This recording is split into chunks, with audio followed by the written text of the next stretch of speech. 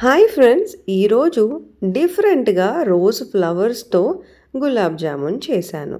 So మీ అందరితో కూడా share చేద్దామని ఈ వీడియో చేశానన్నమాట. మీకు నచ్చుతుంది అనుకుంటాను. బట్ టేస్ట్ అయితే చాలా అంటే చాలా బాగుండింది. సో ముందుగా నేను ఇక్కడ ఎంటీఆర్ గులాబ్ జామున్ ప్యాకెట్ తీసుకున్నానండి. ఈ గులాబ్ జామున్ పౌడర్లోకి మీరు పాలైనా వేసుకోవచ్చు, నీళ్ళైనా వేసుకోవచ్చు. నేనైతే ఖచ్చితంగా 60 ml అంతా వాటర్ వేసుకున్నాను. 60 ml దాటకూడదండి. అది మాత్రం మీ దగ్గర మెజర్మెంట్ కప్ లేదంటే కొంచెం కొంచెంగా నీళ్ళు వేసుకొని మిక్స్ చేసుకోండి.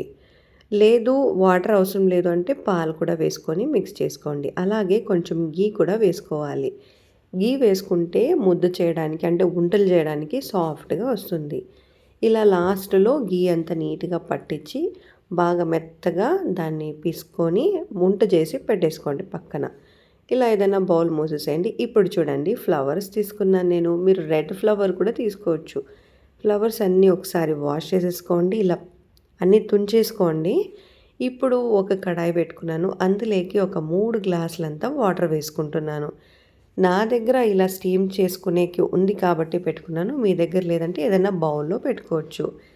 సో దీనికి పైన కొంచెం పిండి మూసేస్తున్నాను. ఎందుకంటే వాటర్ మంచిగా లోపలికే రావాలి, బయటికి వెళ్ళకూడదు కాబట్టి. నేనైతే చిన్న కప్పు పెట్టాను కదా, ఇందులో కూడా వాటర్ వచ్చింది. ఈ రోజెస్ ఏం పెట్టాం కదా, దానిది ఆవిరి నీళ్ళండి. చాలా అంటే చాలా బాగుంటుంది. ఆ చిన్న బౌల్లో తీసుకున్న వాటర్ నేను ఫేస్కి వాడుకుందామని.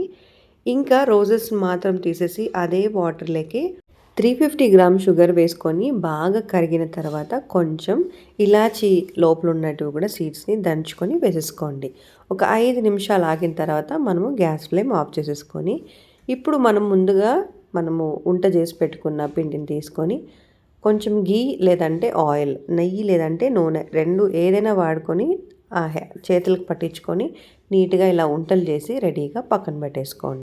ఉంటలు ఫ్రై చేయడానికి ఆయిల్ లేదా గీ రెండిట్లో ఏదైనా వాడచ్చండి.